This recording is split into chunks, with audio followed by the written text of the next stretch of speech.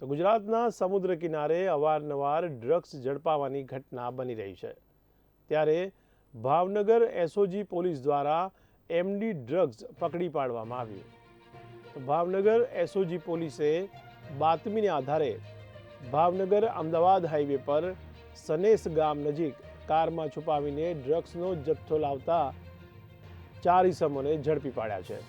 આ ચારેય વ્યક્તિ 91 ગ્રામ જેટલું ડ્રગ્સ લાવ્યા હતા, જેની કુલ કિંમત 9,18,000 રૂપિયા જેટલું થાય છે। તો આ કાર્યવાહીમાં એસઓજી પોલીસે તપાસ કરતા ભાવનગરમાં ડ્રગ્સ લાવી રહ્યા હોવાની તપાસ ખુલતા પોલીસે વધુ એક ડ્રગ્સ રેકેટ સાથે 4 ઈસમોની ધરપકડ કરી છે। તો ભાવનગર એસઓજી પોલીસે કાર્યવાહીમાં 339.39 ગ્રામ મેફેડોન એમટી ડ્રગ્સ ઝડપી પાડ્યું છે। આ કાર્યવાહીમાં પોલીસે 33,93,700 રૂપિયાના મુદ્દામાલ સાથે રાહિલ ડેરૈયા, ઇબ્રાહિમ સિદ્દી, સન્ના રોહિલા, કનીઝ ફાતેમા સૈયદ નામના 4 ઈસમોની ધરપકડ કરી છે।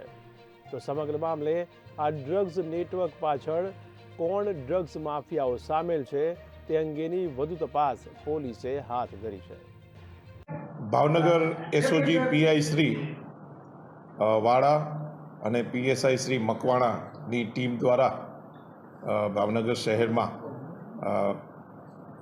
વેરાવદર ભાલ પોલીસ સ્ટેશનમાં એનડીપીએસનો કેસ કરવામાં આવેલા છે, જેમાં એસઓજી પીઆઈ અને એની ટીમ દ્વારા ભાવનગર શહેરના તોફિક, એઝાઝ, હુસૈન અને અલ્તાફ આ ચારેય ઈસમ જે છે, તોફિકની ગાડીમાં માદક દ્રવ્ય લઈને આવે છે એવી હકીકત અને બાતમી પીઆઈ શ્રી વાળાને મળતા આ બાબતે એસપી સાહેબ દ્વારા એક રેડ કરવાનું આયોજન કરવામાં આવેલ હોય 2 પંચો રૂબરૂ તમામ એસઓજીના સ્ટાફ અને પંચો રૂબરૂ રેડ કરવામાં આવેલા છે અને આ જે તોફિકની જે બાતમી હતી એ વેરીફાઈ કરતા તે ગાડીમાં